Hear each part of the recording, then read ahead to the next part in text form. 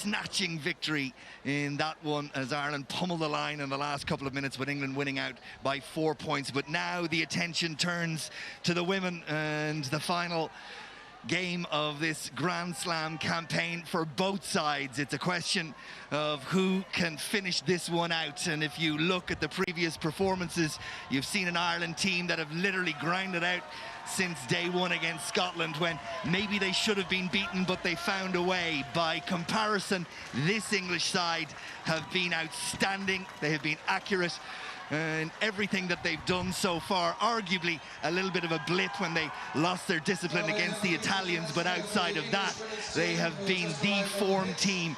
And if this home team, led out by that woman, Mags Riley, winning her 50th cap for Ireland tonight, if they are to do anything, they are going to have to be accurate, and the conditions, well, they are going to play their part as well. But it's a terrific occasion for women's rugby ahead of a Rugby World Cup, of course, that will be held here in August. That's the subplot as the champions of the world come to Donnybrook, and Ireland will defend, no doubt, with all their ferocity and ability, the home ground. Alongside me, as Joanne was saying, Kat Merchant, World Cup winner, 58 times capped for her country. Confident? Yes, if you look at the previous performances on England, as you said, they've been outstanding. It's just whether they can do it again tonight and repeat on it. And Fiona Coughlin alongside me as well, the Grand Slam captain for Ireland, and 58 times capped in the Six Nations, the most capped player. Fiona, your early thoughts? Yeah, I think the weather conditions are going to play their part in this game. It's a great leveller.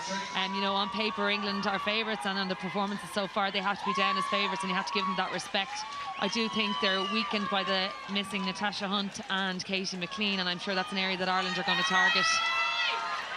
Well, the occasion honoured by the appearance of the President, who makes his way on this National Day down in front of the stand, and he will be introduced to both these sides. And I suppose a reflection, Fiona, in many ways about how far we've come. It has to be said, this President always keen to support national teams, but great to see him here. Oh, he's brilliant. He came out in 2013 on International Women's Day out to see us play France in the Grand Slam match, and here he is again on St. Patrick's Day, when no doubt he's a very busy schedule. To fit it into that schedule is brilliant.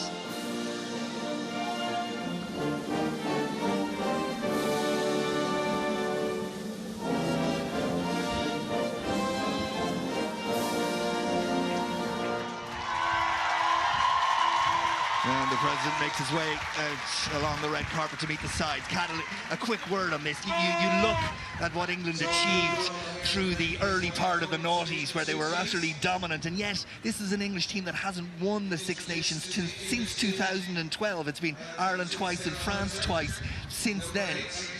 Why is that? I think the simple answer is the sevens. In 2013, England lost most of their back line, and I think all apart from two, and the back row, and they've been rebuilding. Now they've got the England girls, the sevens girls, back into the mix. It'll be really interesting. It will indeed, and Ireland, of course, have lost their last 3 games to England. The last time Ireland won a game was back in 2015 in Ashburn, and how far, Fiona, the game has moved on since then. When you come to Donnybrook and look at the size of the crowd here this evening, it's heartening that what you and others set down as the foundation for Irish women's rugby is really growing all the time. It's brilliant to see a sellout crowd here in Donnybrook tonight, and you know, that's what comes from media coverage, from performances improving, from more people involved in the game. And we see on a wet and miserable night that we have 6,000 people here to celebrate what's going to be a brilliant game of rugby. And of course, the Women's Rugby World Cup lies ahead. It'll be held both in Dublin and in Belfast, and both these teams, no doubt, will play a significant part in that, and England all the time building towards that, Cap. Yeah, always in the back of their minds, but I know they all really enjoy playing in Ireland. It is a great occasion, as you can see from tonight, but it always has been passionate crowds, and it just makes it a big event. Well, the Irish captain, Paula Fitzpatrick, St. Mary, scored a try in Ireland's game against Italy, takes the President down the line. That's Sophie Spence. returned from injury, missed the first game against Scotland, and how she was missed. And while we talk about players missing for England, you also have to recognise what's missing for Ireland tonight, and that's the significant experience and indeed place kicking skills of Niamh Briggs, and she's missed Fiona. Definitely, I think looking to get out of your 22 in difficult conditions, her kicking in itself, her striking of the line, her defensive skills with her wingers, you know, it's kind of been an area that Ireland have been weak on in the last number of games, and she brings that leadership in the back three. You know, it's going to be tough for her sitting here watching this, but I'm sure she's really proud of what the girls have done in the last number of games as well. Well, this isn't Ireland's women's first time playing in Donnybrook. Of course, they've played here on 7 previous occasions, winning 6 of those games. 1 loss here to Wales in the build-up to this championship. As the president receives the well wishes of the crowd, you always feel he never feels like he has to be here, but that he wants to be here. And we'll pause now for the anthems.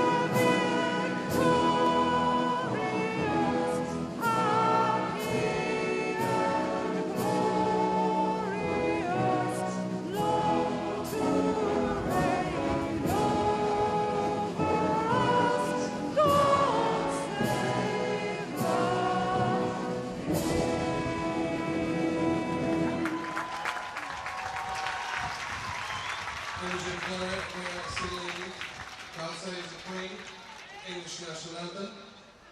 If you can remain outstanding, ladies and gentlemen, as we now play Our Own Nadine, sung by Sinead O'Brien.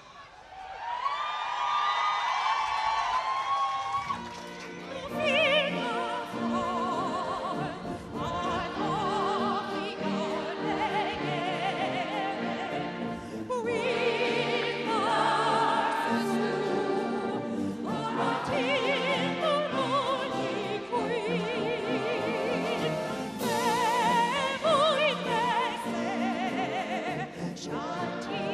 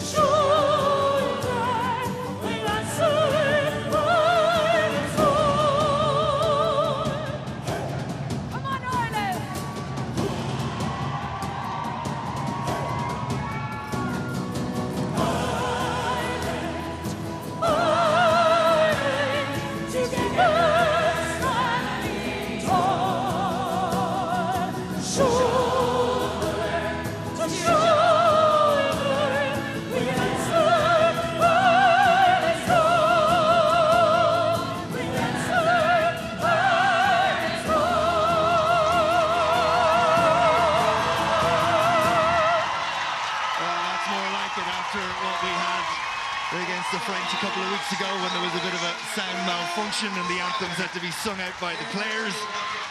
Tonight, you get the full treatment and it sets the atmosphere perfectly for what lies ahead.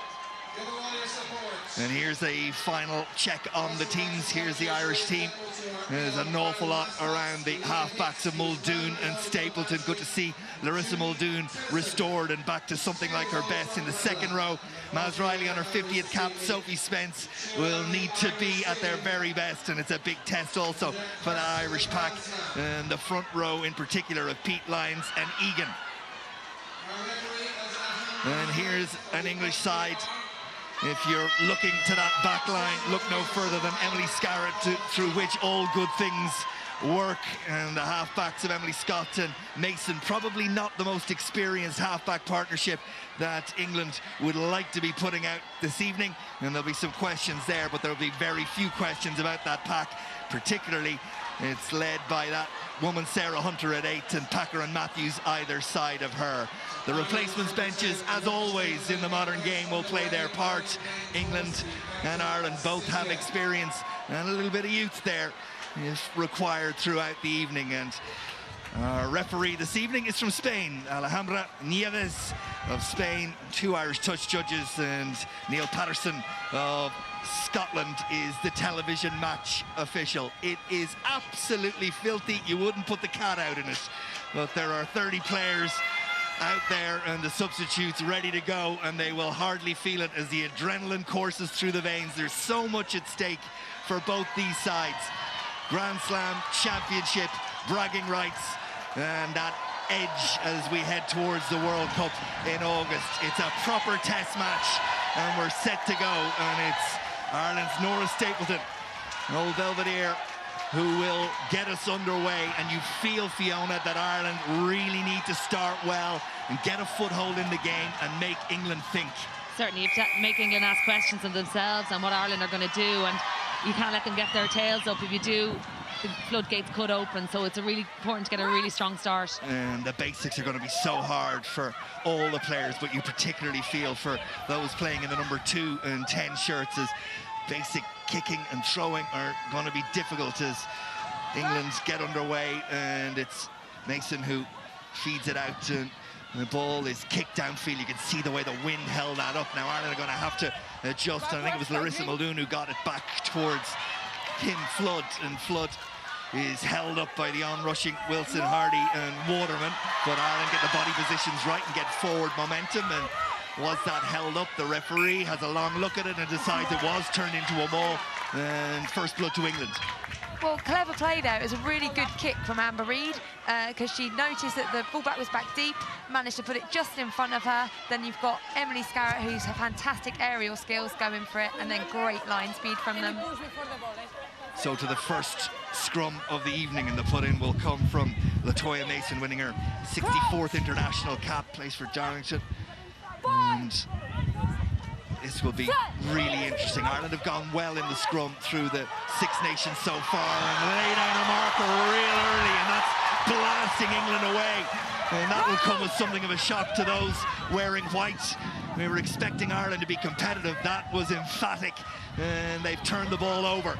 And England are forced to make tackles. It's there for Muldoon, and out to Stapleton now. Crossfield to Nubu. She's wrapped up. Good work. Claire Malloy in to protect the ball. Muldoon and Stapleton pop back inside to Ailish Egan. And Muldoon will go again, just trying to get the hands on the ball, run through some phases. Sophie Spence is next to carry, but good tackling from England, not allowing Ireland across the gain line. Muldoon looks for a little bit of help from the referee, as there seems to be a competition in there for the ball. Where is it? It should be there for Ireland still, and it is. And they will pick and go around the edge. It's Ciara Griffin of UL Bowes who carries, and now it's there for Muldoon and Spence. And England's line slightly breached over the gain line goes Sophie Spence, and they'll carry again. This is Malloy, of course, plays her club rugby in Bristol in England, so we'll be familiar with a number of these English players. Muldoon trying to dig it out. It's slow ball. England come up, and not surprisingly blast of the whistle from the referee, and there'll be a put into the scrum. But that's surprising that English scrum retreated at that sort of pace. Definitely. It's going to be interesting to see what happens here, because they'll hopefully have had a chance from an English perspective to sort things out, because that's not what they're going to want. One against the head like that, going backwards, just, yeah, not a good start. Fiona? Yeah, there's a couple of things I'd ask questions about. Lucas there, she's quite high, but they do have the experience of Keats on the bench. But also Miller Mills has played a lot of her games at back row, and I suppose the engine room is where it all counts. And we see here again, Ireland putting the push on. But this time England quick enough to get it away. Number 8, Hunter, dealt with it, and then England probe into the corner. It's a really good kick, and it puts Ireland right back maybe 7-8 metres away from their own line. Yeah, so the scrum again wasn't pretty, but like you said, they got the ball out, and then a really cleverly placed kick by Latoya Mason has then putting pressure back onto Ireland. Nothing that Flood could do about it as it scampered away from her, and pressure immediately on Leah Lyons and this Irish line out.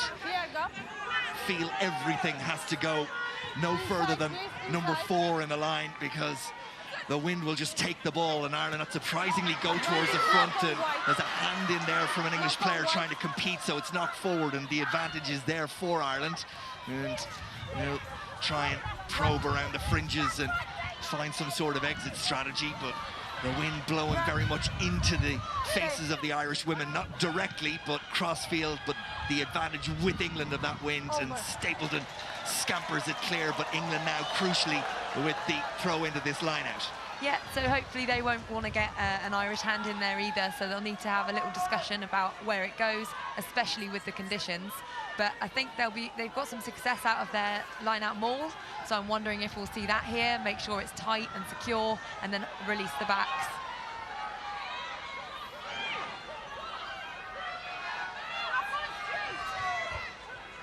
They're thinking about mid-division or longer, and they go longer, and that was a dangerous thing to do on an evening like this, and they paid the penalty by surrendering possession to Ireland, and Sophie Spence happy to pick and go, and runs into Lucas, who was at the back of that line out and was expected to prop forward to try and scamper and secure possession, which she couldn't do. And Ireland will breathe a sigh of relief, having extricated themselves, albeit with a self-inflicted wound by England, and it's carried on by Leah Lyons. And it should be there for Muldoon once again, and Stapleton, and with the right boot, and the wind comes and it takes the ball away from Wilson Hardy, who was trying to get a hold of it, but the referee brings it back, was taken back inside the 22, and the throw-in will be to England. Hopefully they won't try anything that high risk again, because I don't know why you would do that in those conditions. I think that's an error by England there. So second bite of the cherry for the English line out inside the Irish 22. Miller Mills rises, but so does Maz Riley, and she does really well. But again, England may be guilty of going, well, the referee has seen a knock forward. Yeah, I think that's a bit naive of England. They're thrown right to where Ireland's tallest player is. They need a little bit more movement and probably look to move towards the front. You're not going to get anything past 4, as you said, in that line out. So a bit of movement to throw Ireland off, and then look to go towards the front. Third scrum of the evening, and on nights like this and conditions like these, you can expect a lot of scrummaging, and on the evidence of the first couple, Ireland will be quite happy. Now, what can England do is Mason feeds, and away they come and try to feed it to Wilson Hardy, but she knocks it forward, and that lifts the Irish pack and the Irish crowd. And England guilty of a few basic errors that you'd expect better from. Definitely. Like Fiona's already said about the line-out, I'm not sure why they're competing against the tallest player. And then that's just basics there. I don't know if Amy Wilson-Hardy was looking for the try line or what, but yeah, just basics. Monster, spear. Crouch!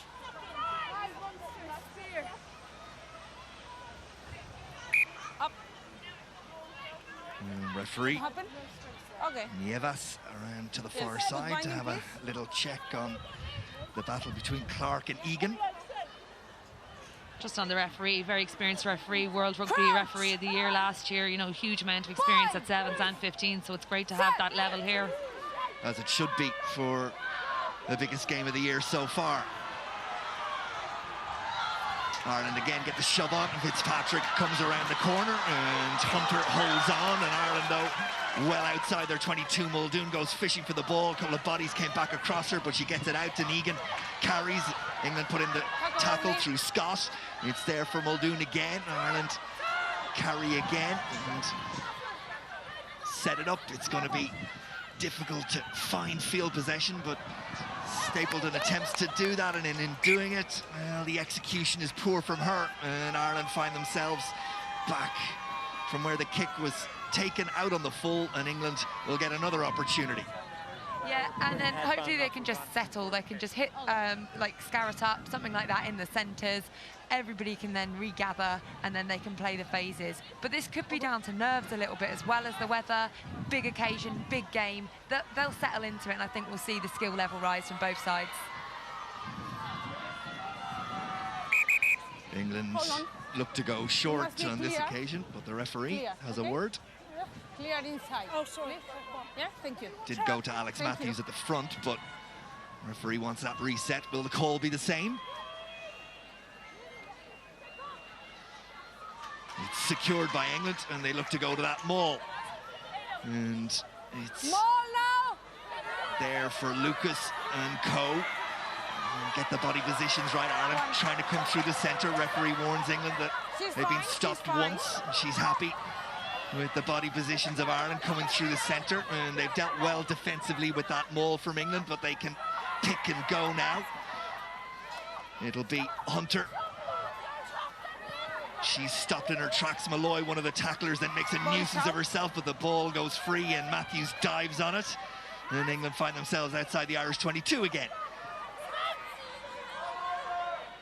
There for Mason, and taken on by Packer, but good tackling from Ireland, meeting England on that gain line. Scott, ball to Scarrett. Stapleton gets in as Egan makes the tackle. England still outside the 22.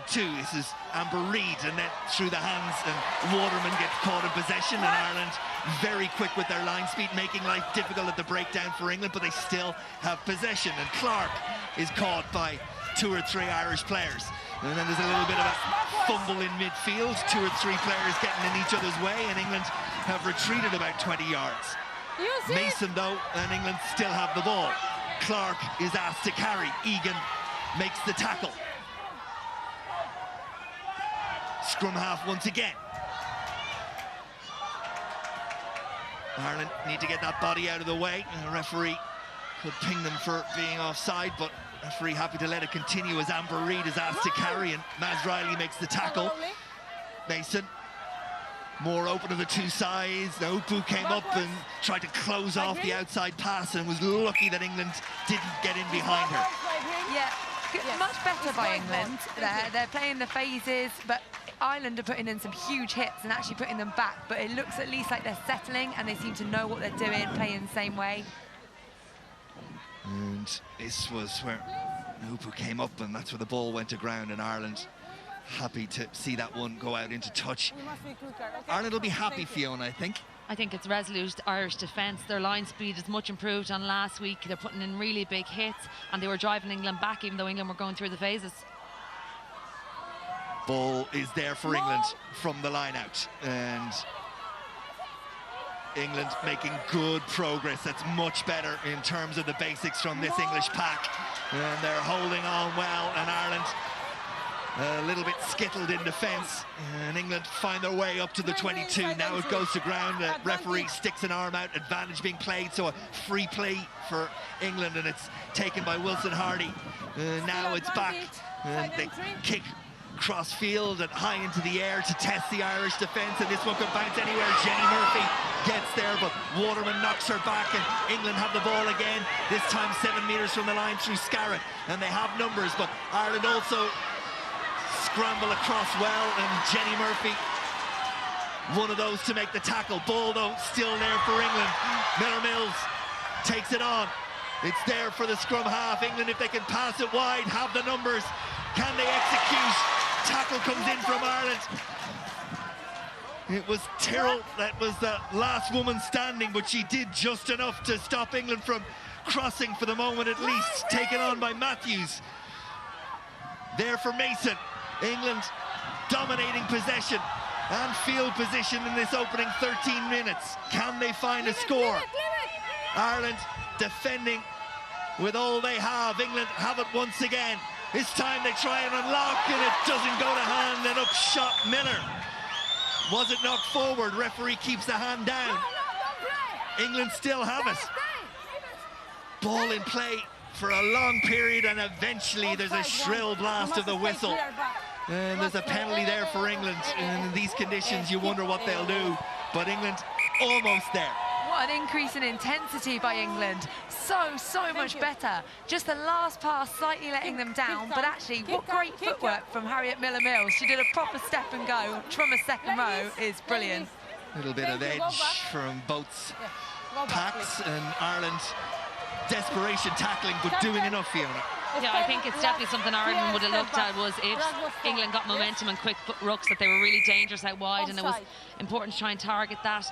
Desperate defence that came off, or giving away probably a few too many penalties in this area that they need to be careful with. Well, they are, but they are also facing into, well, it's not a gale, but it's a very strong wind, and the conditions in England's favour, if you can call them favourable. That was where Ireland got pinged for being offside, and England get the penalty, and it'll be taken on by Emily Scarrett, and anything that's successful from the tee will be impressive tonight. Her goal kicking through the Six Nations Championship, not maybe at the level she would have expected, just a 43% success rate, and if England have had a weakness, it's been the goal kicking. And this one is going to go to the left and wide, and Ireland let off the hook. Yeah, just a little bit there, because actually the momentum was with England, so to come away with 0 points, Ireland will be pretty proud of themselves and their defence there. Here you see it. Looked okay, and then the wind just caught it. Yeah, when it's going that high in the air, I know the wind is with her, but it's going to cross into that far corner, and it took it. Wonderful player, Emily Scarrett, 66 international caps as of this evening. Ireland get us underway again. And up to make the tackle is Griffin. That might have been adjudged high, but the referee happy to continue, as Clark, who's been asked to carry on a couple of occasions, does so again well for England. And Scott, and then the pass and the sleight of hand is really good, and Wilson Hardy has it, and Stapleton sticks out a hand and does just enough to bring the English winger down, but Ireland find themselves deep inside the 22 again, and Clark once again used as the battering ram, and it's quick ball for England, and Ireland again find themselves scrambling out wide to try and deal with the numbers as Scarrett takes Wilson, and Wilson tries to go on the outside, and somehow Ireland, through Kim Flood, just hold on to the tails of the jersey, but England still have, and that woman Clark again is asked to carry, and does so effectively. And England are really increasing the intensity and increasing their accuracy, and Ireland are fighting for every yard to hold on to their line, but out wide, England are going to get in. They are. It's Wilson Hardy, and the pressure finally told. England strike first after 16 minutes. The execution there, as well as the intent to go forward. I mean, Rocky Clark carries 3 times in those phases, and with the intent, and then Packer running hard as well, and then it looked easy for Scarrett just picking that pass off over the last Irish defender who had rushed up, and that's a nice finish by Amy Wilson-Hardy there, showing her gas. Yeah, I think at times Ireland's defence got a little bit narrow there, you know, because they had to commit to the tackle, and then the speed of the English rucks put Ireland really under a lot of pressure.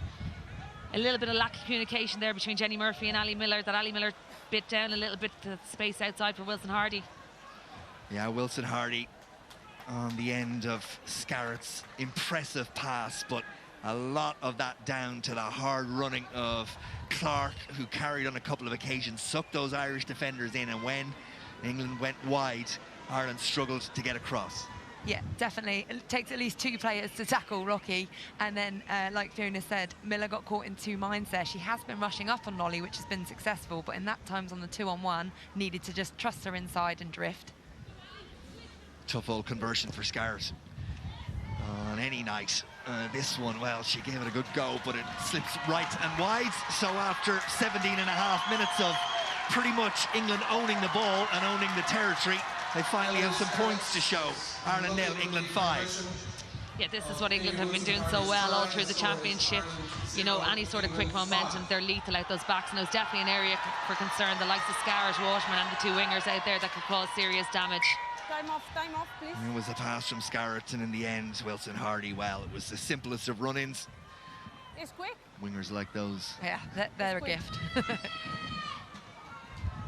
Claire Malloy getting a bit of attention. She's okay. Serious battle of Bristol back rows out here on the pitch with Claire Malloy, and then the likes of Packer and Hunter. Yeah, they're quite used to playing against each other now as well, aren't they? So, yeah, definitely a battle. Time off. We need to change the ball. Not much. It's We've not got a much flat ball, I think. Nora Stapleton not happy. Time is off. There's plenty around. And eventually one of the ball boys sends it in, and we'll get underway again. Time back on.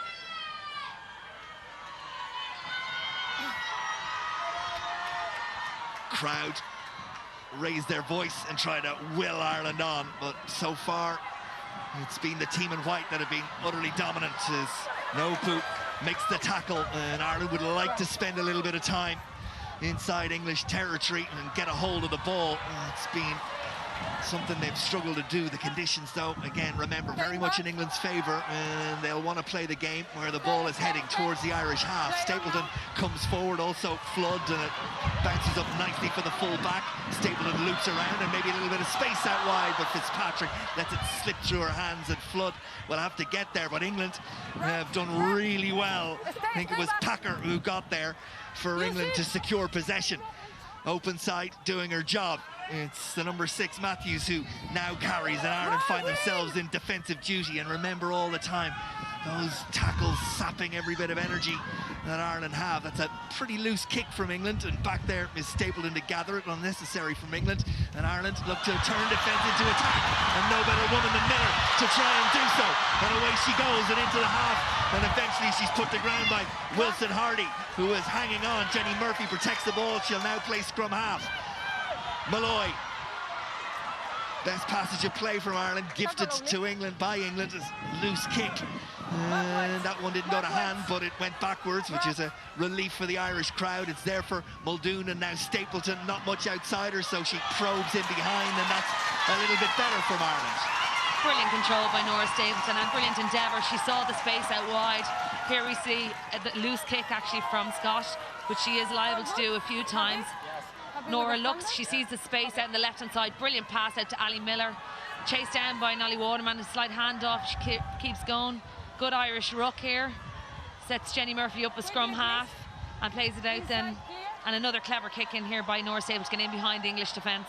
Yeah, good vision by the Irish out half in terms of both the pass and the kick that has sent England back to this defensive line. And that didn't look straight. The referee seems happy enough to let it go, and England go to that very impressive maul. If their scrum has creaked and their line-out has been blown a little off course in the opening 20 minutes, this has been their most potent weapon.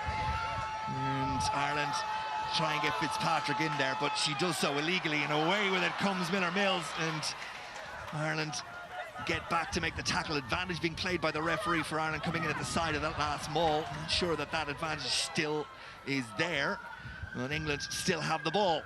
And it's there once again for Latoya Mason, and now with Scott, and a little kick in behind. And where is Flood? Well positioned, fullback deals with the ball well, and then steps off one foot and runs into what might have been a high tackle from Amber Reid, but the referee keeps her arms by her side, doesn't agree. And Muldoon has it, and now Stapleton, and Ireland up very flat, and England up quickly to try and cut off any chance of going wide. Presented by Griffin, and Muldoon down the narrower of the sides is the option, and the very experienced Ailish Egan is happy to carry for a yard and set it up for the scrum half once more. Big hit on Lindsay Peat, but she holds on to possession, and now it's there with Stapleton and Ireland through Neopu, and then Jenny Murphy, but Murphy absolutely smashed in the tackle. Use it. Carry outside the 22 is by Lindsay Peat.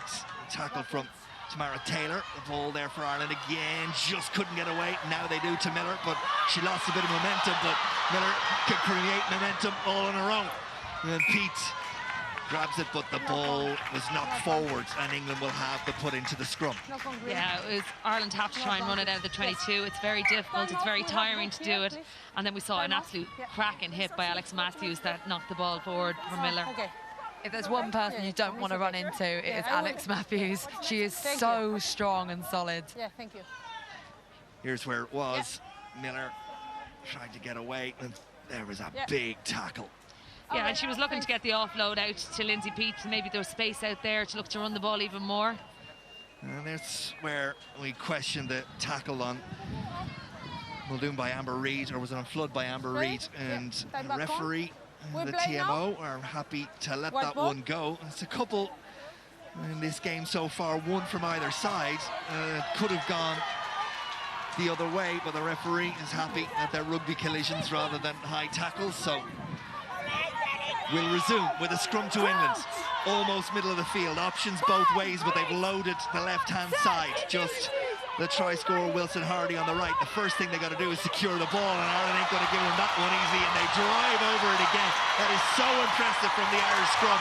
And now maybe a chance to turn defence into attack, but Naupu was looking at the defender and knocked the ball, and the referee says back, but England have scrambled it and now have it through Miller Mills, and it's there for Mason. Mason sets it up, and Lucas is asked to carry, and in to protect the ball goes Clark, and it's there for Mason again, and then Scott. And England had a couple of runners. Scott held on and goes to ground. Fitzpatrick made the tackle. Clark will play scrum half. Ireland through Lyons, trying to get their hands on the ball, but it's there for Waterman, and England launch the big runners, but a huge tackle by Alison Miller on Harriet Miller Mills, and that's lifted the crowd because the turnover has come as well, and it's full of fury out there right now. Yeah, brilliant hit for Ali Miller there. You know, while I questioned Miller Mills' elusiveness, her in the scrum, you see her elusiveness around the park. She really is a really good player in the loose, but the hit from Ali Miller, but it came from originally a brilliant scrum from Ireland again. And Stapleton completes the job. Now Ireland obviously have their turn to attack, and England will look to up their defensive effort, getting in some decent line speed and trying to cut the threats out that Ireland have out wide. You have a sense after 25 minutes that Ireland may be the happier of the two teams considering the conditions, and if it keeps up like this, Ireland will feel 5-0, maybe 8-10-0 is not an unmanageable score, knowing they'll have the ability to play possession, or territory, I should say, in the second half. Definitely, yeah, they'll be pretty confident with going in with that. Fair contest. Still a long way to go, though, before we even consider that, as Eilish Egan picks and goes around the corner, and the tackle comes in from Tamara Taylor. Malloy does a good job along with Spencer, making sure Muldoon gets the ball, but England's line speed really good, and the tackle comes in from Packer. Muldoon there again, and Stapleton.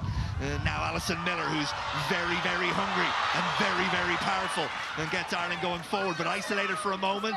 England get a body in there, but Ireland do just enough to hold on to the ball, and Claire Malloy is going to be asked to play scrum half. In fact, she isn't. She protects, and then in the ensuing effort, Lindsay Peat, she charged onto the pass from...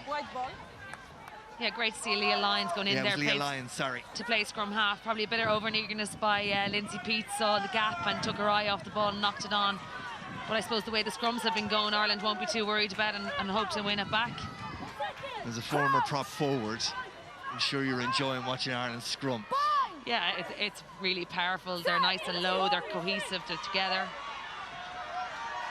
And Mason will want to get it in, and Hunter will want to get it out of there, and England will be much happier with that effort. Kicks downfield over the head of Flood. And she's going to have to deal with this. It's not going to bounce away for her, and Kim Flood does well. Much better scrum there by England. Like, you just get such better ball off of that, and yeah, they'll be happy with that. And a clever kick in there by Latoya Mason. You know, they're identifying probably an inexperienced back three, and the space was there, and now they have a line out in a really good position. Both sides, we need to set the line out early, okay?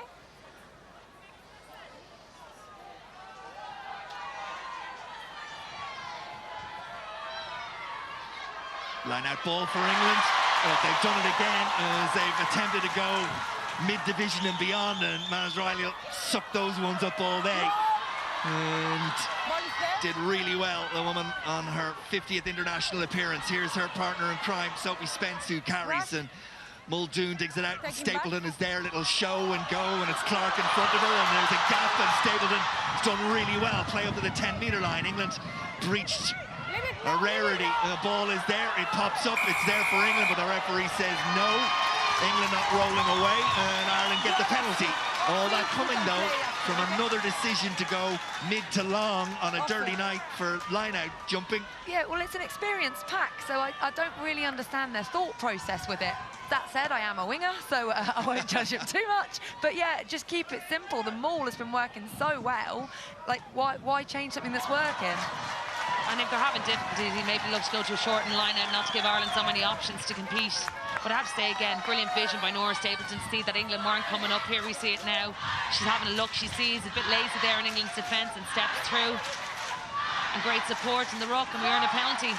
And you also have to say, while being critical of the English line-out calls, the work by Maz Riley to actually win the ball has been impressive. And now she goes to the front and claims her own ball and gives to Griffin, and Ireland try to give England a bit of their own medicine. At the back of it is Leah Lyons, and that's a really good maul from Ireland. And England all of a sudden are being scattered backwards, and well, has it been brought down? Yes, it has, says the referee. A free play for Ireland. Muldoon and the powerful Murphy in midfield, and Ireland still have advantage, and Muldoon's all action and gets there, and Stapleton kicks cross field, and Tyrrell's after this one, and it's found its way to touch, but we'll go all the way back for the advantage for Ireland, created by that line out and a very impressive maul.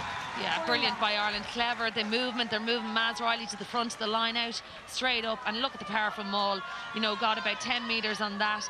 While here we see the line out again. Maz at the front, down, really well formed maul. They move it infield, which is what you want to do. You're not going to get the ball off Maz Riley in that line out.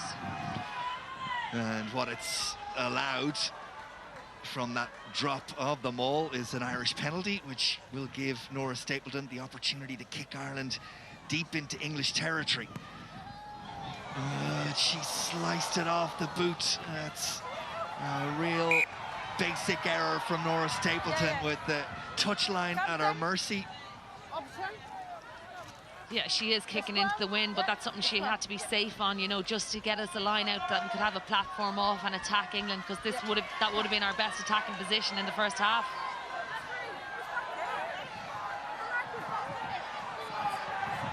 There's a little bit of an argument about where the scrum should be from, and you can understand why the Irish players are a little cross, probably about 6 or 7 yards in it.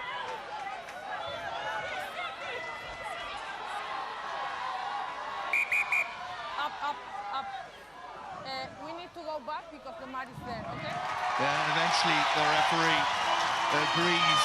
It's obviously got a nod from the television match official that they were at the wrong mark. Yeah, and that's important, that it is in the right place, and that the referee has confidence that they're able to go back into it. Just in the lead up to all that, while I questioned Ireland's lack of creativity in the backs, on a night like tonight, what you want to see is what Jenny Murphy did in that previous phase, was hitting it up hard through the middle.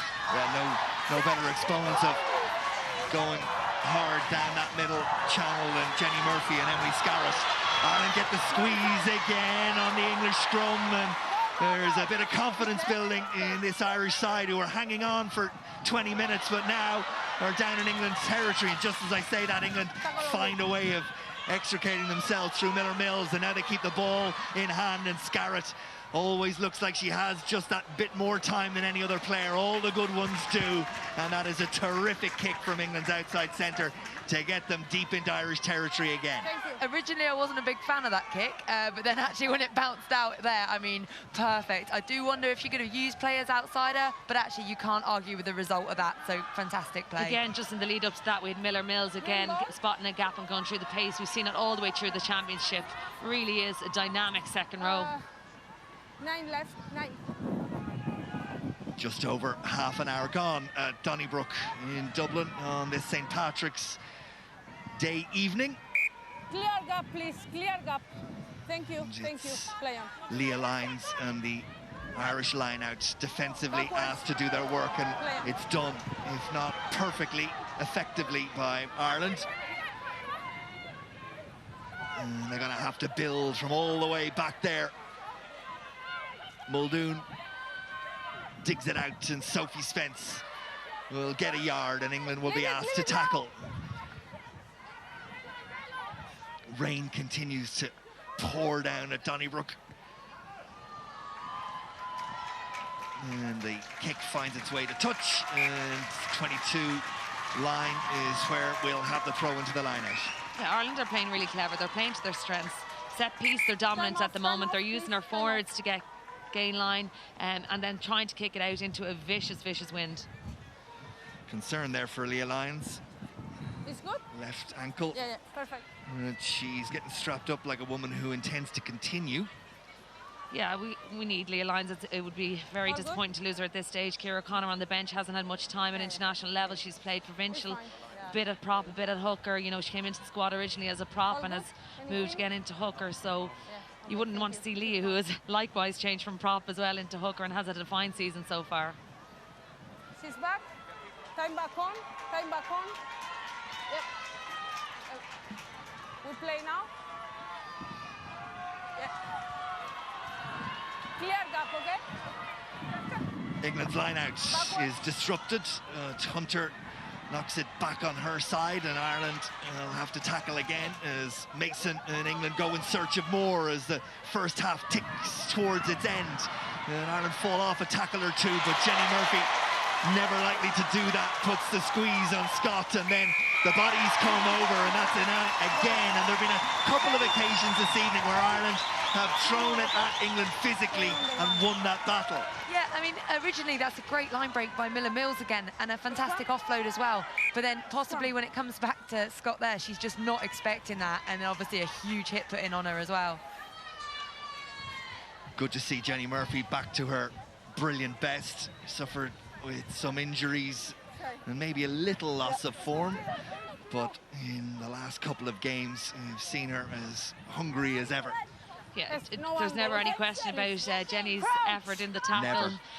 Also in attack, like she works to her strengths. It's carrying hard ball. Ireland scrum. And the captain Fitzpatrick up and away and makes yards. Ireland there. Malloy does the clean out work. Muldoon to Stapleton, and she finds a kick downfield where Waterman should be, and England try to get out cries of obstruction on the tackler from Ireland. Jenny Murphy going after the ball again, and England make a little bit of an error at the back, and there's an advantage being played to Ireland, and they've turned the ball over, and Muldoon will look to see if there's a gap back there where Scott lets the ball bounce, and Ireland are up in numbers, and England are just looking a little jittery, and Ireland's crowd knows it and raises its voice, and the players have a bit of a spring in their step. Definitely, they've changed the pace now, and the momentum's now with Ireland. So England are going to have to kind of rethink and settle. This, I didn't know if she was playing this on the floor a little bit, diving through at the 9. But ref didn't see it, so play on. And the ball, well, it can do that to you. Emily Scott, she took her eye to see what was coming. It just took a bobble and away from her, but Ireland will be happy after 34.5 minutes where they are in terms of the psychology of this game, the territory of this game, albeit still behind on the scoreboard. And the manner in which they got themselves out of their own 22. You know, it came from ferocity in defence and then being clever and coming up and putting England under the pressure that they make mistakes, and we're in a really good position now. You know, Emily Scott at this level, she obviously wouldn't be first choice 10 and wouldn't have that much experience, but you do have the likes of Amber Reid, who has played a lot at 10 as well, whether we'll see a move for her into out half in the second half. Second half, potentially, like they did against Scotland. Amber Reid moved to 10, Burford comes on to 12, and it just gives them a different level of kind of composure, a bit more experience in there and a calm head. But that said, Scott has brought some real pace to this side, and I think she's got a bright future and building on experience. Couple of bumps and bruises, as is always the case at this stage in the game. There's the captain of England, Sarah Hunter. She's okay. One or two that were being looked at by the Irish medical team are okay as well. And we're set to go with the put into the line out for Leah Lyons. Can Ireland get anything in terms of points on the board in this first half? You think they'll go to the maul? You better be sure they will, as Maz Riley sets it up, and it's at the back through Pete and then Lyons, and Muldoon along with Malloy set the direction, and Ireland find themselves inside the English 22. And that's good work from Ireland, and England have got in to disrupt with the ball there, and it's there for Muldoon. And now Stapleton, and Jenny Murphy receives the ball, but she also gets a face full of Amber Reid, and it's there for Muldoon once again. Fitzpatrick carries. Tackles come in from England. Ireland a rare foray into the English 22. Muldoon, Pete, she's been dynamic carrying the ball throughout this Six Nations. Muldoon again, Sophie Spence, Hannah Tyrrell.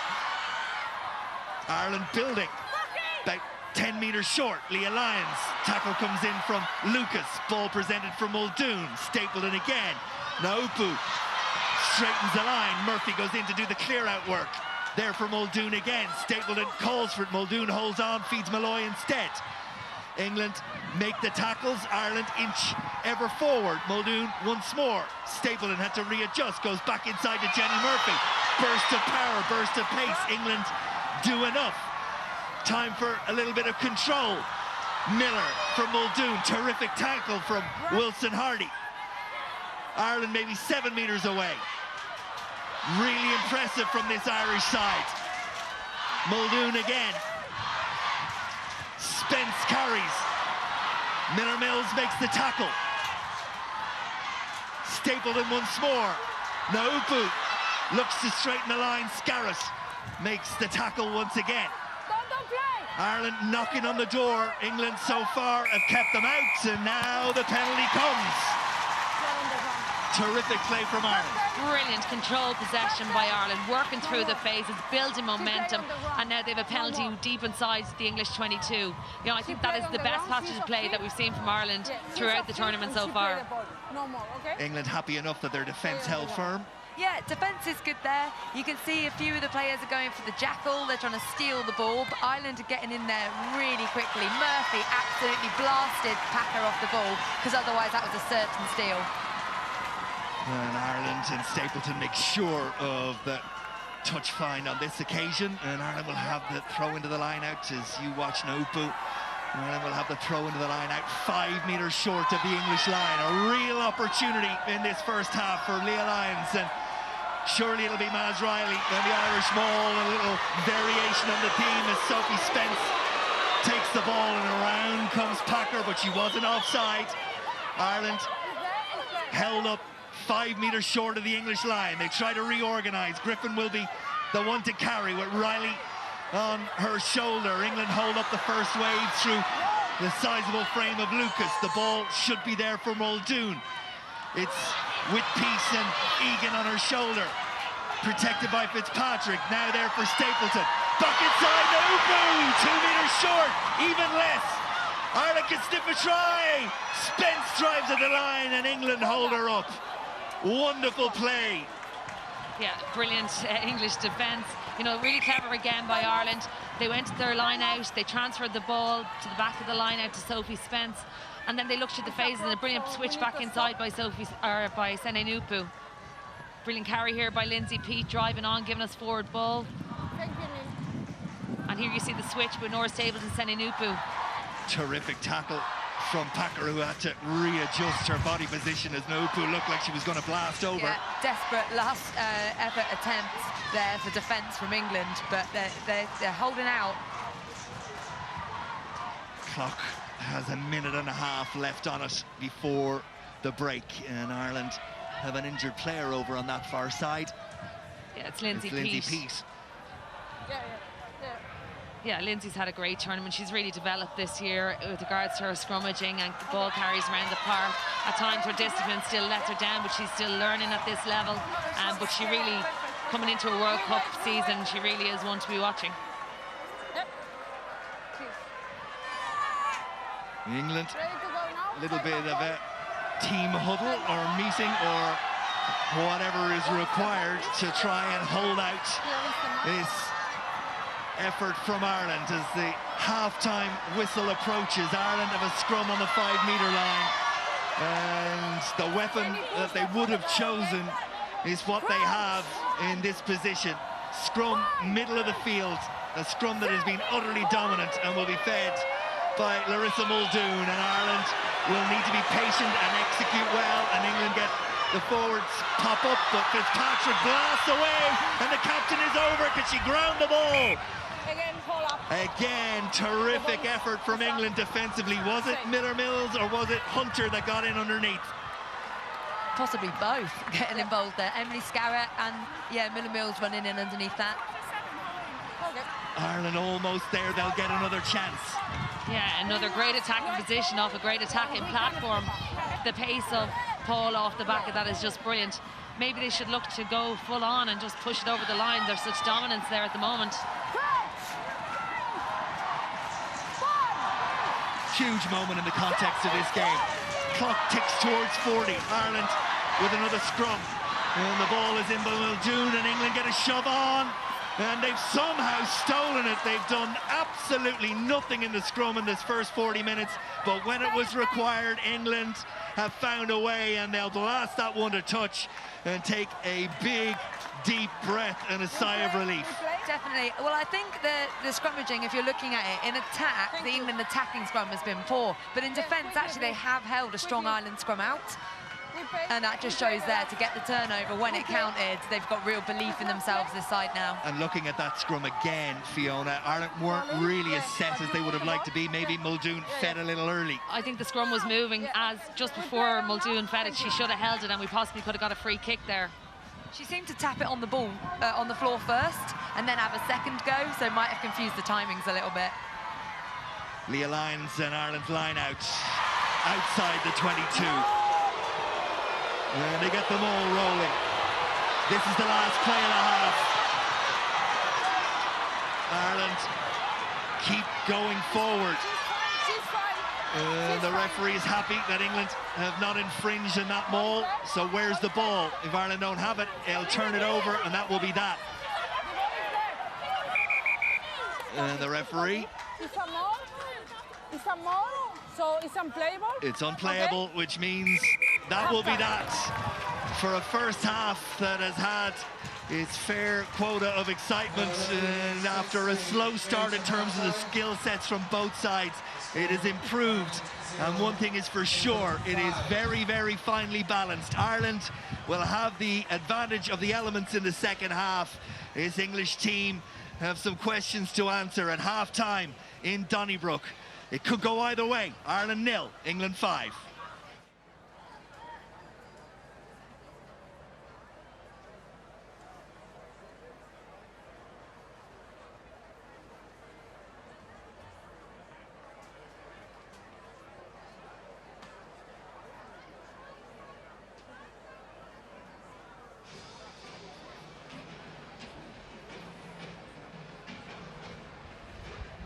Memories of past glories. It'll bring new heights of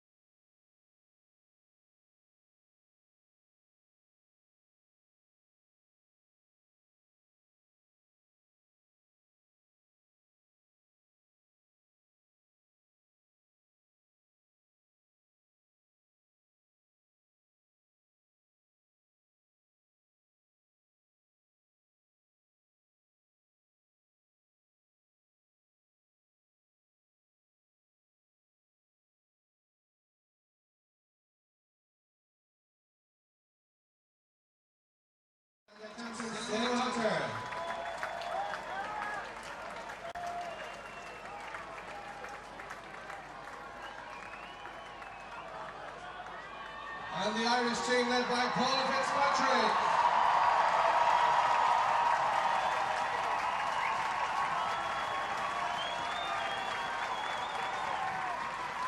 Well, thank you very much. And your timing is immaculate. A couple of changes, it looks like, on the English side.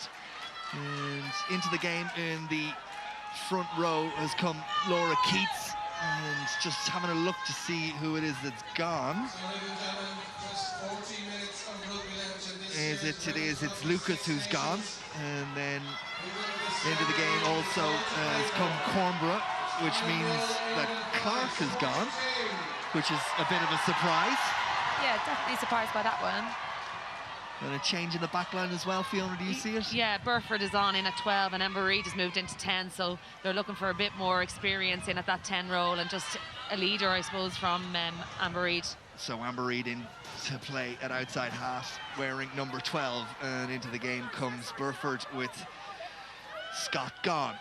There are the changes, two in the front row, one in the back line. Ireland looking to play territory, and Stapleton, well, I think we're going to see a lot of that. Anytime Ireland are back there, she's going to try and do that. And it may have got a bit of a bounce but off this 4G pitch, but no doubt it was intended and it was accurate and exactly what Ireland would have needed. Absolutely brilliant touch finder there from Nora Stapleton. We saw this in the French game when they had the wind, kicked in behind, and again we're seeing it here, kicking in behind. There's nothing Wilson Hardy could have done there.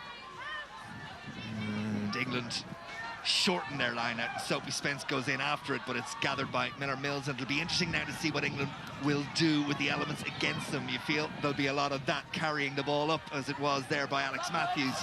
Knocked backwards, says the referee, and England pick and go around the corner through their captain Hunter, and the order's been barked out by Mason, and it's carried by Miller Mills, and Ireland are going to have to be really strong around the ruck in terms of their defending.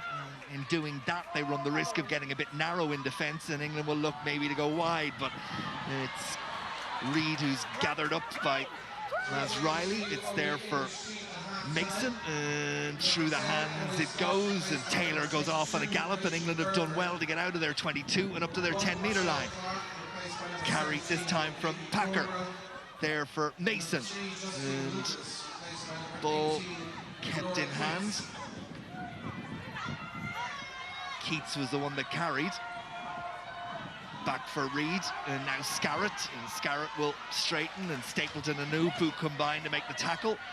Ireland have to get out of the way. Reid plays 10, wearing 12, and England get ahead of steam up through Alex Matthews, and now the ball is with the second row Taylor. That's really good handling from England. Ireland have an injury problem. It looks like Larissa Muldoon is receiving attention over on this near side. More of that in a moment as England march on, and they've started with significant amount of intent in the way they're carrying the ball and looking for weak shoulders, and Ireland will do well to stem the flow of this before England really get up ahead of steam. And just as I say that, England maybe unnecessarily through Reid kicked the ball away, and Miller has it, and she'll return it. Big tackle on her from Amber Reid. But Ireland have turned possession over. Now Will Stapleton kick the corners. A big gap over on that left-hand side. It's just been filled as I speak. Fitzpatrick picks and goes, and Taylor puts her down. Muldoon is back and scampers across. She's okay to continue. Stapleton for Pete. The prop forward gets no change out of there, and Muldoon will be forced to feed Stapleton again. Ireland happy to keep the ball, well, trying to keep the ball in hand. It skips away from Flood and into the hands of Alison Miller. Miller sets Ireland up again. Muldoon. England stout in defence. And the penalty comes Ireland's way. Again, it was England actually started that half really, really well, working through the phases. A bit unusual there for Amber Reid to kick the ball away. Ali Miller had picked it up quite well and run back, and we saw just Ireland working through the phases to win the penalty. There's a change coming for Ireland. Time off, please. Time off, 9. Mary Healy's going to come in. It looks like Larissa Muldoon has been called out for a HIA. She's played well, Muldoon. Hold on. she's marshalled the forwards very well. You know, she's their eyes when they're in those roughs and mauls, and she's really taking control of the situation. That's the experience that she brings to the squad. Mary Healy now has had a couple of games under her belt, so hopefully it will be seamless. There's where the injury came from. Larissa Muldoon, brave in the tackle on Matthews. And HIA for her, and in comes the Galwegian Mary Healy. And Ireland banged the penalty down into the English half, 10-metre line. Hearing that that was a decision made on the field by the players, that they wanted Muldoon to go and see the HIA protocol on the far side rather than the doctor. So interesting that for a later time. Ireland, in the meantime, go to the maul and get up ahead of steam. You can see it's with Sophie Spence at the back, and Healy urges her on, and Spence breaks away, and England make the tackle. The tackle came from Packer. Ireland need to clear the ball out. Leah Lyons will be forced to play scrum half. Stapleton, Miller arrived maybe a little too early. Nobu and Murphy try to protect the ball.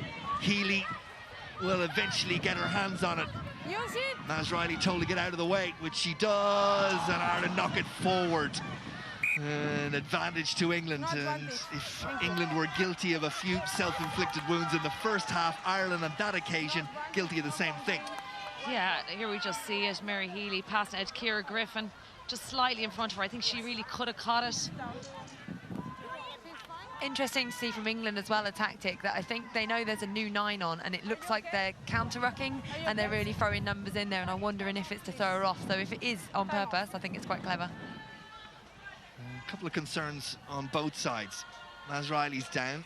She's taken a knee. There you see her. Emily Scarrett, I think, over on the 22 for England. There she is. And Alison Miller looked a little ginger as she walked towards the wing, but just as I look at her now, she's okay.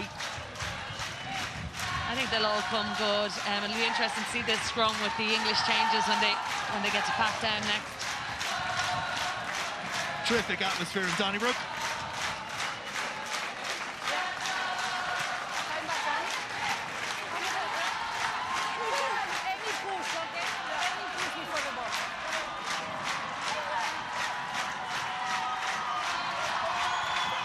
So, first scrum of the second half.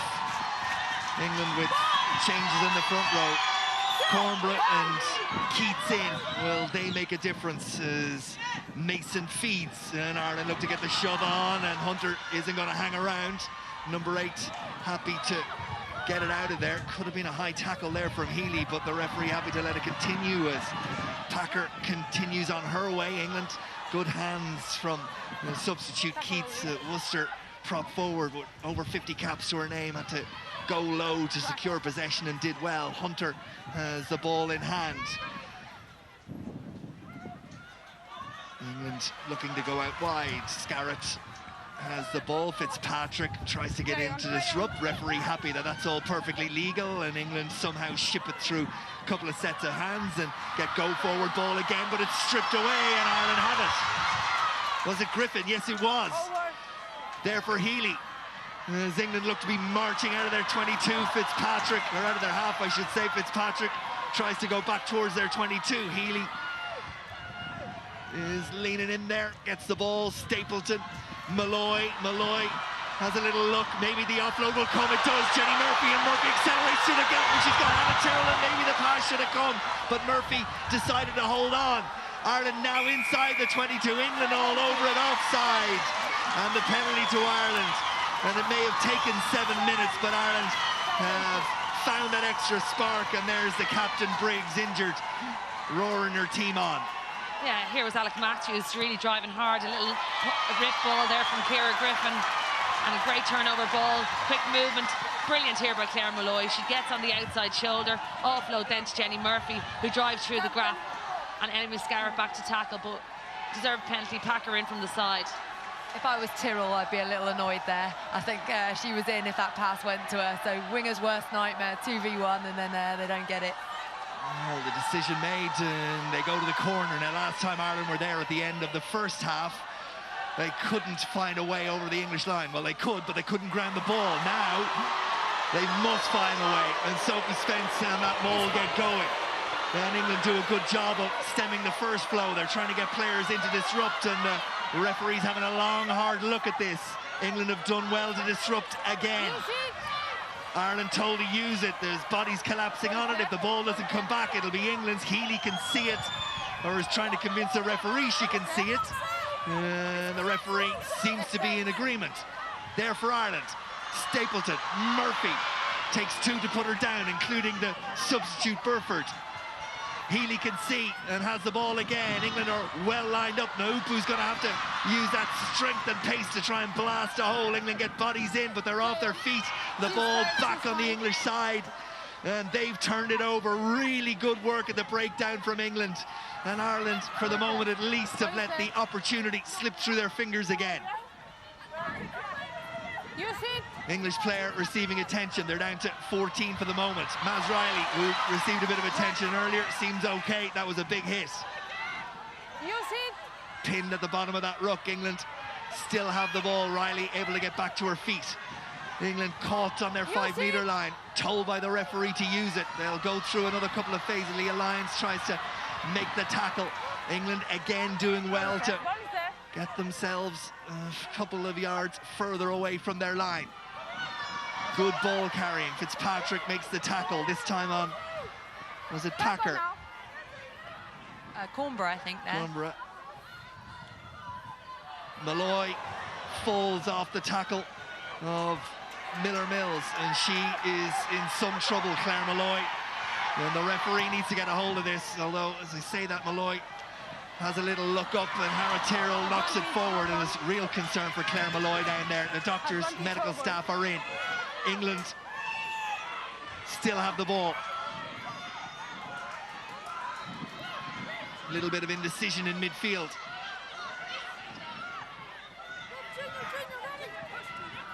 It's there for Mason. And Scarrett. And Naupu makes the tackle, and Murphy goes in search of the ball. Scarrett sets it back. Murphy's making an absolute nuisance of herself again, and Ireland are in. And England just didn't commit enough numbers. And that's really good work from Ireland to turn the ball over once again, having lost it, having been on the English line. They find themselves outside the 22, but they find a way of winning the ball again, and England put their second rows in to compete, but the ball should be there for Healy, and it is. And then Ireland take their eye off it and knock it forward. And mistakes from both sides, but England may well profit as Scarrett kicks downfield and Flood is forced to go back, and there are 3 English players coming. And Flood is gobbled up. One of those there is Wilson Hardy. Ireland need to get the numbers there to secure the ball, but England have the bodies over it, and they win the penalty. And the referee sharp blast of the whistle, and we'll see what she has to say. Yes. Yeah. Well, first of all, she's having 7 green and 6 white. look. Well, it's about the injury, and has to be said, Claire Malloy really looked in some distress, but the medical staff got there. Yeah, there's questions over Alex Matthews as well, who took a hit just before Claire Malloy and was down for a bit, but right decision. They both need to go off for HIAs because they did look like they had trouble. Well, I think the decision is made on Claire Malloy. She looked out cold. We need that WhatsApp. It was the tackle, there it is, on Heather. Because it's really open, so... Miller Mills, and no, take your time. you can see the impact of that. And there's a change, well, you can see what that's required for. That's the substitute, Rachel Burford, and she will be patched up and may well come back. All good? Yeah? Happy? Yeah, okay. We have Ciara Cooney's come in for Ireland to replace Malloy. And did I see Poppy Cleal come in as well? Wearing 19 for England, I did. Not quite sure who's gone for her. That's the substitution for Matthews with HIA, yeah. Did Matthews go for a HIA? She did, yeah. Sorry, didn't see that. England will kick to the corner. And just inside that flag. And the crowd don't like it. And they're encouraging the referee to look at it again, but she's happy to continue, and England find themselves on the Irish 5-metre line. Just over 10 minutes gone in this second half, and England will go to what has been a powerful maul through the game, and they're almost there, and they're almost over. Can Ireland get the bodies in underneath? Looks like they can. Looks like they can. It is, well, it's two heavyweights slugging it out. No one is giving an inch, and if England needed to be credited in the first half for coping with that, Ireland on this occasion should also take the credit. Yeah, you could see there they got bodies underneath. Actually, Sene Nutbu came in from the centre to get herself underneath that ball. Just full commitment from every player on that pitch. It's real championship rugby. Mairead Coyne is going to come in and take over at full back from Kim Flood. Stapleton will get back to her feet, and back in comes Burford with no number on her back, having had the blood stemmed. But this was the English maul. Yeah, a good drive to get them going forward. They're set, but yeah, the Irish do really, really well there. And is it Napier who runs in to get underneath that, I think, from 12? Yeah, and it's Keats that was carrying. Prop forward. Nutbu just put her body in there and got in and under. So that is Rachel Burford with no number on her back, and we will resume with a scrum to England. In it goes, and away goes the captain, Hunter, and Ireland crab across to make the tackles. England knocking on the door in this second half. That's the substitute Cleal. England once again, Ireland being asked to defend, and doing so admirably so far, but England dragging them one way and then the other. Up quickly came Stapleton and Scarrett, and it was the right decision. Mason. Great line from Hunter, great tackle from Leah Lyons. 5-metre line, England back on the Ireland 5-metre line. They have players over. Almost there this time is Packer. This time they will get there. It's the substitute Keats, and England have found a way of unlocking Ireland's defence 13 minutes into this second half. Some great lines of running there, starting off with Sarah Hunter, and then Keats, a cheeky little pick around the ruck, doing what she does well, getting over that try line, and just so much better from England. Clinical. Yeah, we've seen the changes that have made a difference for England, you know, in the scrum, but also Amber Reid and Burford. That change in the 10-12 role has really, you know, built momentum for them. Their speeder on thing. Here we see it now. Danielle Waterman, brilliant line from Hunter. But I have to say, there's last-ditch attempts, tackles from Ireland have been impressive as well. But just when England have that front football, it's very difficult to stop anything. Another brilliant line from Packer. Well, that shows what you were saying, how world-class they are there, because it's two, the Irish have flown up in defence, but Amber and Burford both get nice passes away under a hell of a lot of pressure. And Scarrett will look to add the extra 2. Her third kick of the evening, had a top of the penalty and a conversion.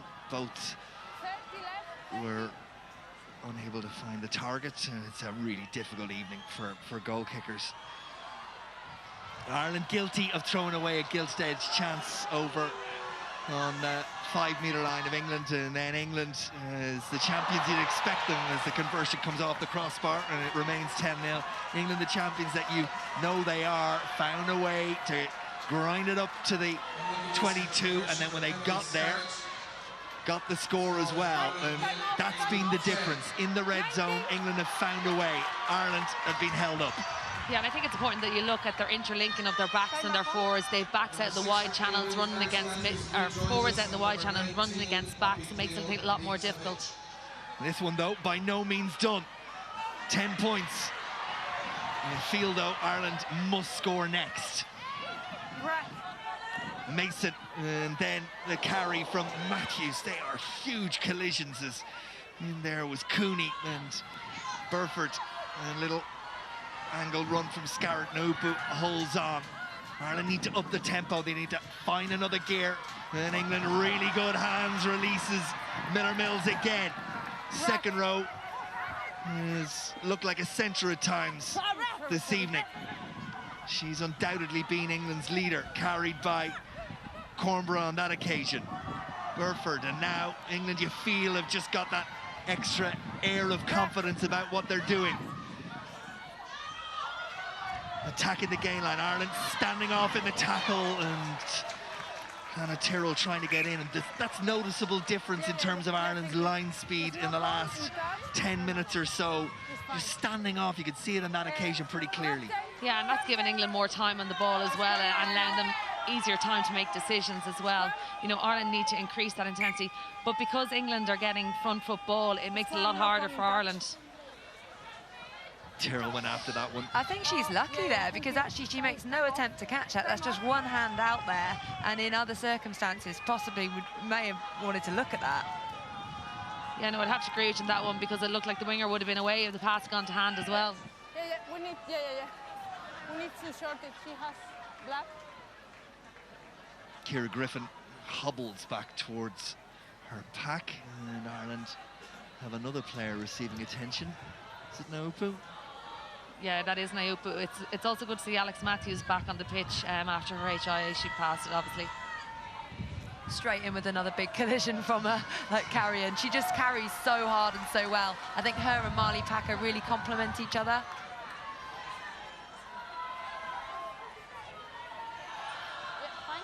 Time back home.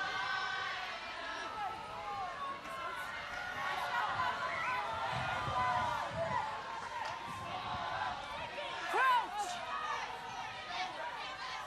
1. Set. 1, 2, 3, 4.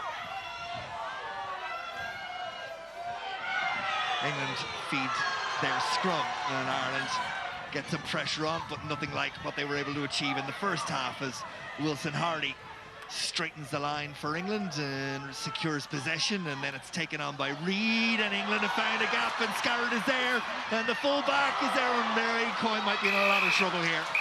Mairead Coyne could be in a lot of trouble if the referee decides that's a deliberate knock-on. That's a yellow card, and Ireland will play with 14. 23, yes. Yep. No. I don't think the referee, Alejandra Nieves, is for turning. You clearly stopped the pass. Sorry.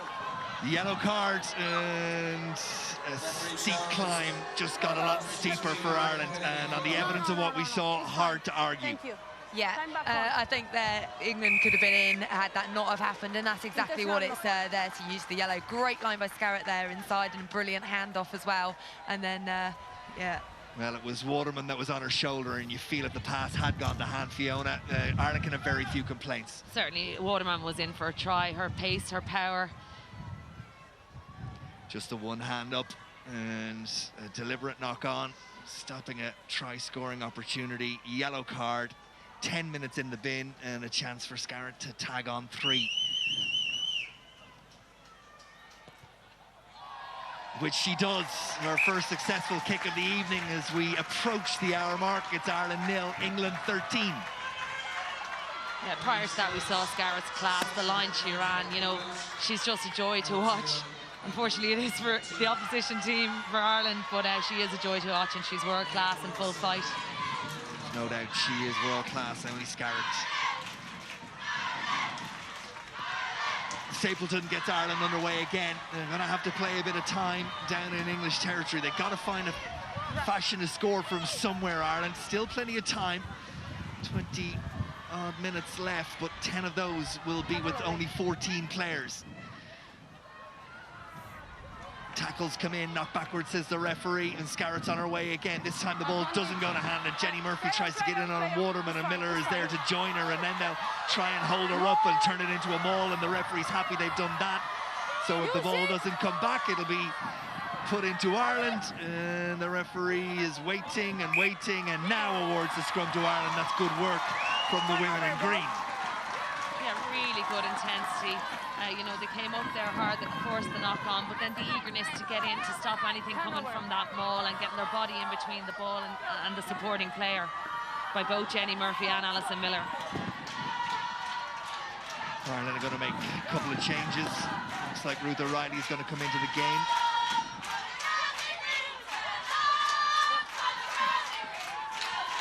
Not for the moment, though.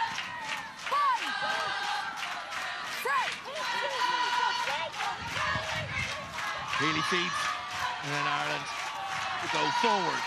And Miller comes off her wing, and Alison Miller runs into some strong tackling. Stapleton, little show and go on her own, isolated for a moment. Ireland need to get there, England in quickly, and the ball is fly hacked, and Jenny Murphy will have to get down on this, which she does, and then gets up and tries to get a bit of go forward. Ireland now outside the English 10-metre line, and all of a sudden Ireland just look like they don't have the same belief that they did in the opening 40 minutes. They need a spark from somewhere. England beginning to turn the screw on this one and shut the game down as the championship and the Grand Slam on the line at Donnybrook.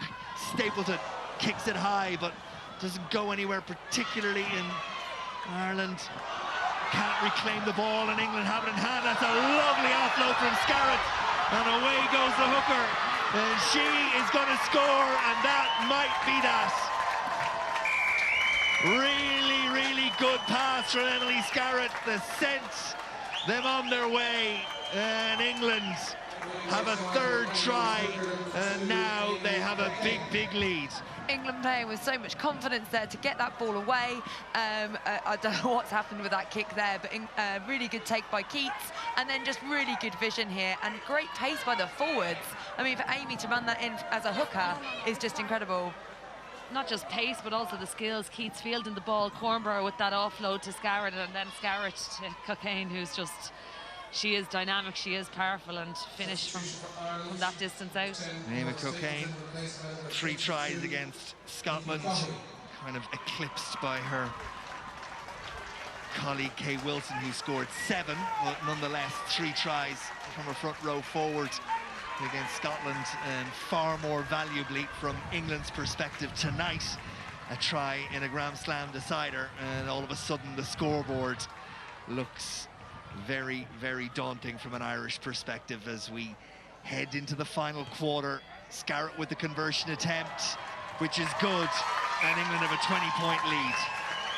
England still have some quality players to bring on. You know, with Vicky Fleetwood, we're speaking of quality hookers, Lydia Thompson, like absolute gas to burn. They've still got some big players to come on for them. Ireland bringing the changes, Van Staden and O'Reilly coming on in the front row, which of course means that Pete and Egan will make way.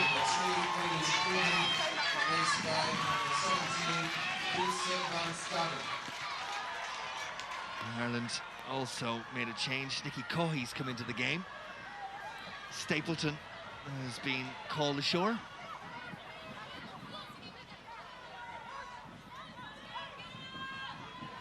Up quickly comes Coy Murphy as well, and England get caught in possession, but it's still there, and they use the narrow side, and now the feet are dancing and there's a bit of spring in the step, and Ireland are forced to tackle once again. Scarrett for once is not accurate with the pass, but back to gather the ball is that woman Kay Wilson, and she's seen precious little of ball in hand this evening. She's a dangerous runner, but just not a night for wingers. Ireland have turned this one over. Sophie Spence goes round the corner, and the ball is there for Healy. Now Leah Lyons pumps the legs, gets Ireland going forward again. Healy once more. Fitzpatrick, good tackle. England up really quickly that time. It was Packer. Pick and go is from Cooney. They need to be careful they're not turned over here. Inch their way into the 22. Ball plops down on their side, and Van Staden makes an impact from the bench. Lyons will go again. Big tackle from Matthews. Healy told to get out of the way by Spence. No question who was going to win that conversation. Healy again. Ireland edging forward. Fitzpatrick around the first tackle. Gets a bit of forward momentum. England off their feet, so the ball will have to be left for the women in green. Cohy now. Jenny Murphy. Murphy away from the first tackle. High tackle, says the referee. Arm goes out. There for Healy. Ireland with advantage. Taken on by Cooney. Nupu secures possession. This is better from Ireland. Down to 14, remember. England trying to compete, but the ball is there. And Ireland are about 6 metres short. And Maz Riley is put to ground behind the gain line. Healy again. They simply must score here if they have any designs of getting back into this game. Fitzpatrick knows it, goes to ground. Ireland just a little bit slow, that needs another injection of pace and strength. Leah Lyons looks to give them that. 3 metres short. England defend strongly around the fringes. And Van Staden almost there. England just holding on. Ireland over, are they over? Yes, they're over! Try comes! And was it Lyons? We'll confirm it on the replay. What's sure is Ireland have their first points of the evening. Yeah, and they're deserved points. You know, they worked through the phases, they stuck to their strength. Big ball carries from the forwards. We saw Van Staden, we saw Leah Lyons in there as well. Well, that was Van Staden. She was held up. And then the pick and go, and not absolutely clear, but there it is. Lyons is the one that picks and goes and gets there. And it'll be Hannah Tyrrell who will look to add the extra 2. Yeah, it's Leah Lyons' 3rd try of this championship. She's been a real find since the November internationals. Tyrrell's kick is good, and Ireland have 7. 66.5 minutes gone. Ireland 7, England 20. And England are going to make a couple of changes into the game. Will come Vicky Fleetwood and also Bianca Blackburn. It means Blackburn will play at scrum half instead of Mason. And Bianca will bring some real tempo to this game now. She'll really try and lift it. Such a young, talented player. That one skewed off the side of the foot in restarts, and it gives Ireland a chance. Shukomi to get the ball in hand, and maybe Nufu can find a way around Scarrett, but the answer to that is no. Murphy there, ball secured, and Ireland might consider trying to kick the corners here and play a bit of territory. Taken on by Cooney. Try scorer Lyons. She's been lifted by that, gets a yard more.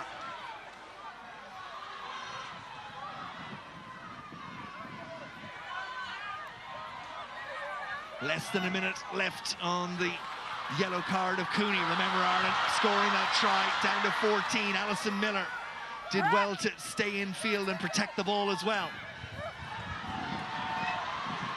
That's the carrying of Ruth O'Reilly.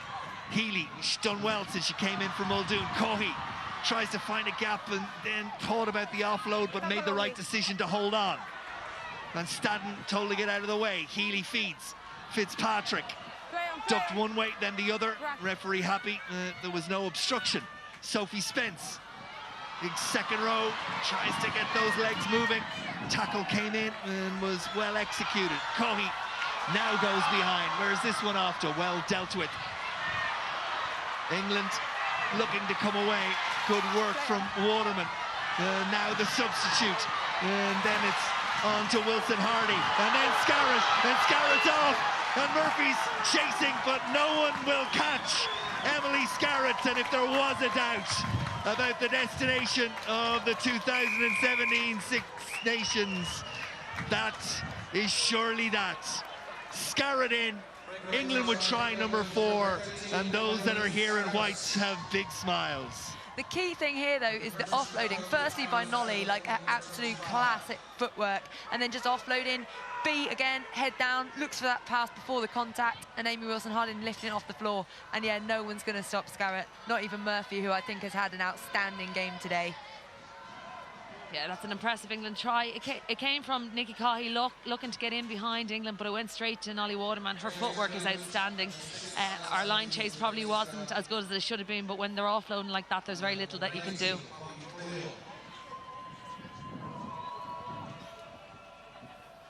And the English coach, Simon Middleton, rings the changes, well, those that are left to make. And Scarrett converts her own try, and it's 27 points to 7 in England's favour. And this, probably the try of the night.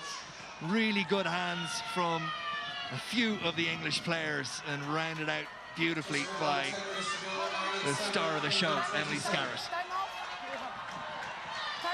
We've got Lydia Thompson coming off the bench as well for Amy Wilson-Hardy, so hopefully we can see her get the ball early, and just because she's a real flyer. 2 and 6. Number 6. Changes for Ireland as well. In comes Nicola Friday and also Ciara O'Connor. So Griffin will go, and so will Leah Lyons. Yeah, this is probably something we haven't seen as much in previous games, is Tom Tierney emptying his bench, and it's needed. We need that depth going into the World Cup, and you know, it's really important that they get game time at this level against such a high-quality team.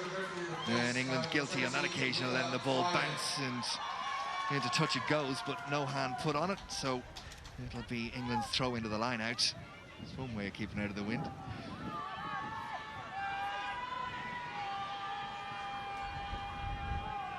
Into the final 10 minutes of a night in Donnybrook that promised so much for both the Irish under-20s and women's teams, but looks ultimately like it's going to be a night of disappointment for those in green on St. Patrick's Day.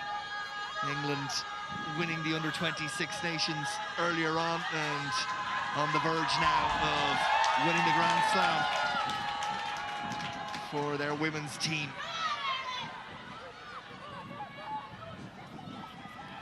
All sorts of movement. Scarrett is the one that receives. Ireland make the tackles. England inside their 22. Beaufort, it's shipped on, and again good hands from both backs and forwards. Miller Mills, one of them. Alison Miller goes in to try and rob the ball. It was knocked forward, so it'll be a put into the scrum for Ireland. Good hands there by the forwards out in the back line to get it that wide, which was great, but good cover defence by Miller.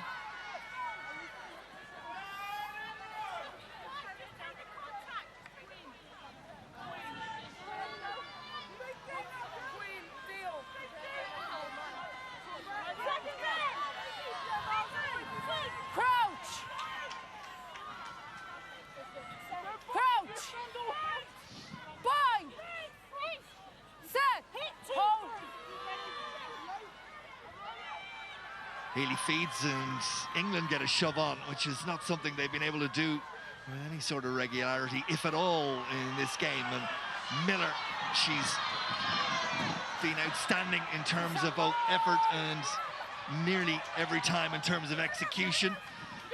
Gets really good go-forward ball, but England created them all. Ireland couldn't get the ball back, and that is a turnover. Yeah, brilliant scrum from England prior to that. Their bench obviously making more an impact in that area than ours, but great fight from Alison Miller coming off that wing and making huge ground on it. Just needed support players in behind her a little bit quicker, so England couldn't hold her up. Here we see her, gathers the ball. Marley Packer thought she had her. She keeps driving through the tackle. She's very powerful and very difficult to stop, but brilliant by Amber Reid and Rachel Burford in there holding her up.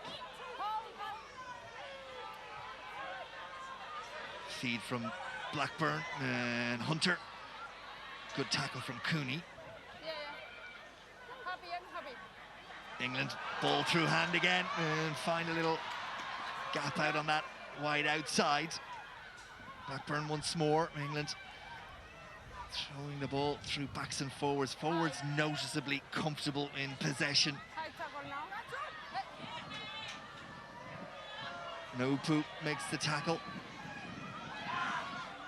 It was Fleetwood who carried. And then England through Scarrett, and then away goes Thompson, and Thompson around Coyne. And England are in and under the posts for try number 5. Scored by the substitutes, Lydia Thompson. Terrific try. 3 tries against Wales, 1 off the bench against Ireland. She's so agile, dancing down that touchline, so balanced, and just showing how quick she is.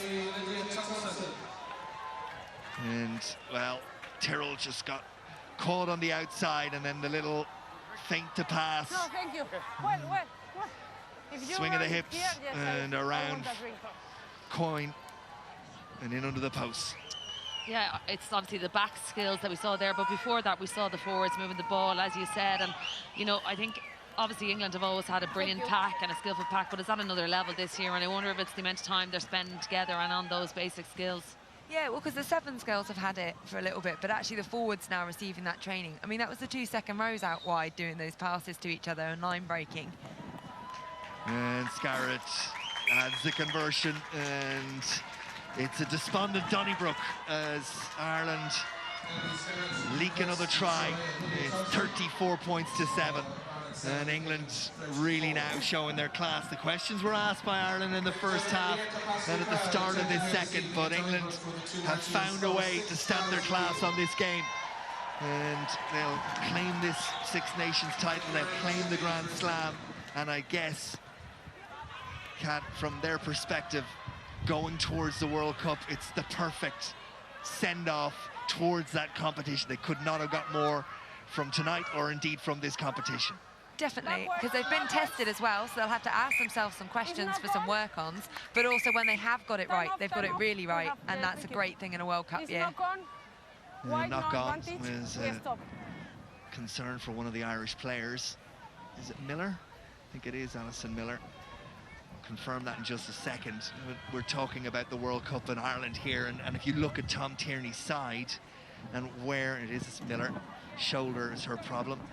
You look at Tom Tierney's side where there were serious questions at the beginning of the year in terms of lots of players being used and building in an attempt to build depth. Sometimes they had to work without the sevens players. But actually, at the end of it, despite tonight's result, there's no doubt there has been forward momentum and a sense that they're building in the right way towards that World Cup.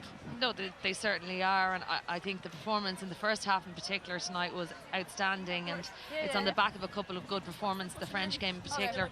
If you look at the England's bench coming on, the difference they've made, I just don't know if we have that depth yet still in our bench or indeed out in the outer squad, and that's going to be the difference, and that was the difference in 2014.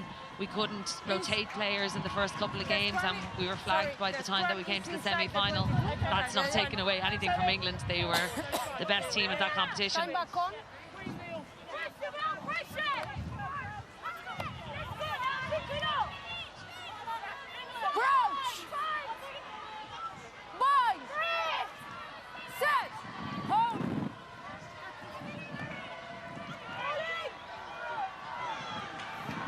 Ireland through Healy, Nupu. Nupu, little feint, and Miller was there, and Ireland have it. And Sophie Spence. England continue to put the tackles in. Cohey, big tackle from Fleetwood. Well inside the final 5 minutes now. Leave it. Sophie Spence. Healy, and that's the substitute O'Connor. She does well, ball in hand. Turns around. Healy again. Fitzpatrick had one eye on the defenders and knocks it forward. Let's talk in general terms about the players you would consider for player of the match. Fiona, your short list. I think the English back row have been very impressive, along with Miller Mills. From an Irish point of view, you know, the pack have stood up well. They've carried ball. I think in set piece, the likes of Maz Riley on her 50 cap and Sophie Spence, but Jenny Murphy in the backs has really been impressive for Ireland as well. And from an English perspective? Yeah, I would say Miller Mills definitely up there, as well as Marley Packer. And then for Ireland, Murphy for me. And Miller as well, but Murphy I think has just been really, really solid and exciting player. We'll give you a second to confer, and we'll come back to that decision in a moment. As Hunter comes away for England, and they'll look to maybe put a little bit more icing on the cake. Ireland won't want that to happen. Nupu tries to put in the tackle on Burford, but it's Leave it. there for England once more. And Cohey got a hand in there, but it's knocked forward, and England will get the put into the scrum. It's fine, but it's no advantage for a knock-on by Green, so white ball. So let's see if we could come to a consensus. Fiona? Yeah, I think for me it has to be Miller Mills. You know, she's been really elusive in the loose, and you know, defensively she's been solid as well. Any argument? No argument for me. Her footwork's been fantastic, and her little tip-ons have been great too. So yeah, stand out for me. Harriet Miller-Mills is the consensus of the jury as the player of the match. Crouch! Bind! Set! Hold! Feed from Blackburn, and Hunter comes away.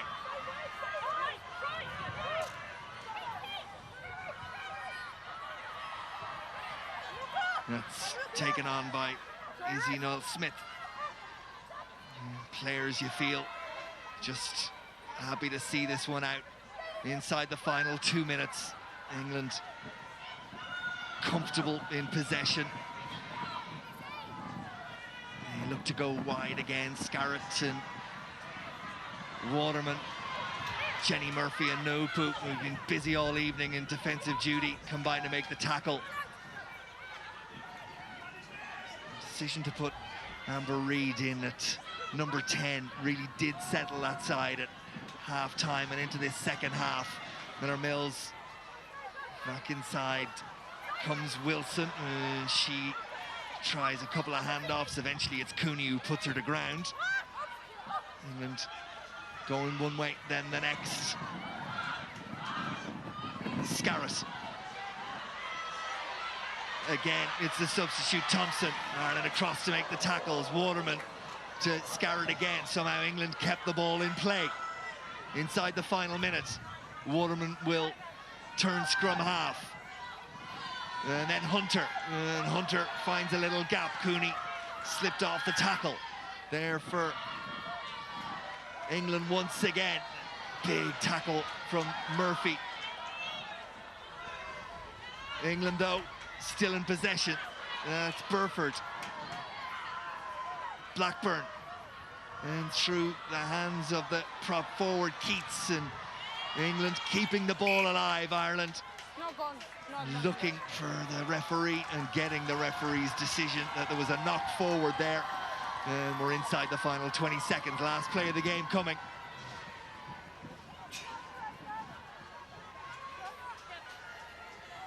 Concern about Harriet Miller-Mills. Looks like the ribs. And also Jenny Murphy receiving a bit of attention, so the referee will need to let that happen before she plays this one out.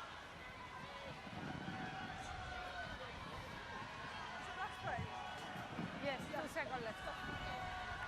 Captain Sarah Hunter just checking with the referee, make sure that the clock that she can see in the stadium, which is the same clock that you can see at home, is accurate. Referee happy that it is, and it goes red. And this is the last play of the game. It'll be a scrum, which Mary Healy will feed.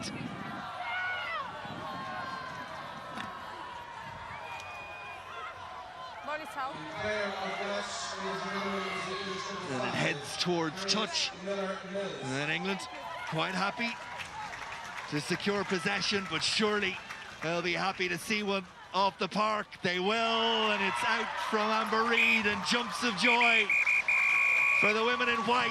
They are the Six Nations Grand Slam champions for 2017, and Fiona Coughlin, it's hard to argue that anything other than there's a deserved winner, not only tonight, but of this championship. Yeah, it's consistency in their performances throughout. The manner in which they've been scoring tries has been impressive, but also their defensive performance holding teams out as well. You know, it's been a long wait for them since 2012 to win this, and they're fully deserving winners. Hard to believe it's 2012 since England have lifted this trophy, and it's a sweet evening in Donnybrook for this English women's team. Oh, definitely. You can see how much it means to them and how far they've come as a team, and it's fantastic. I'm so pleased for them. Look at them. They're not a team that take anything for granted. Every time something goes wrong, they'll look to how they can overcome it and build, and it has worked. And yeah, couldn't be prouder of the girls tonight. Is there a level of expectation now that this is just, and I say just with a small j, just a stepping stone to that World Cup? Is the sense that the World Cup is the be-all and end-all of everything that this team is about?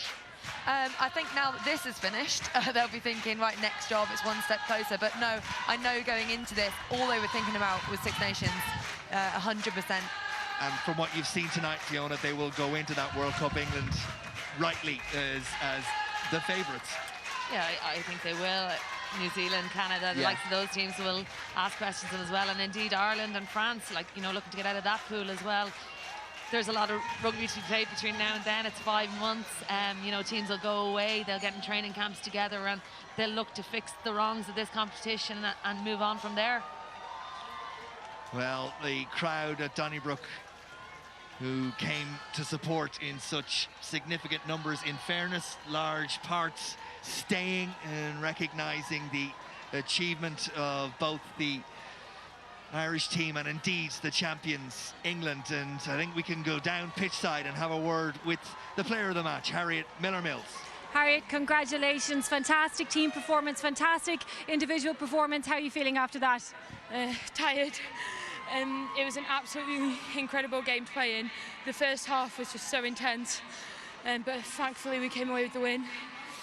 Amazing atmosphere, great crowd.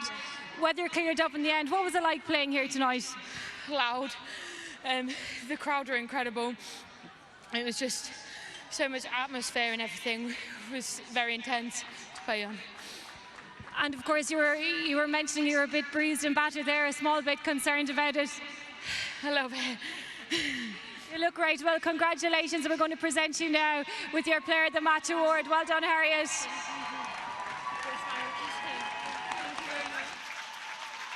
Harriet Miller-Mills takes the player of the match. And again, it's worth noting that in terms of the crowds that are beginning to show up for these women, it does take some getting used to. The crowds away in France in particular, at home in England and in Ireland, have continuously improved. And it takes an additional ability to deal with that pressure that the crowd and the live television bring. Certainly, everything changes. You're now calling, your calls have to be louder, you know, communication between each other has to be clearer, but it's brilliant. This is what you want to be playing in front of, and it'll get more people involved in the game.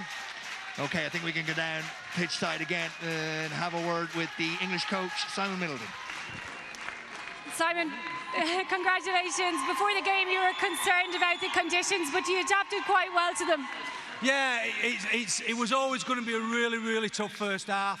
First 60 minutes, we said all along, you know, it was going to be a game that probably, you know, go to the wire. You know, we got away from the Irish girls at the end a little bit, but they were awesome in the first half in particular, and we just knew we had to weather the storm, and that defence in particular right at the end of the first half was immense for us.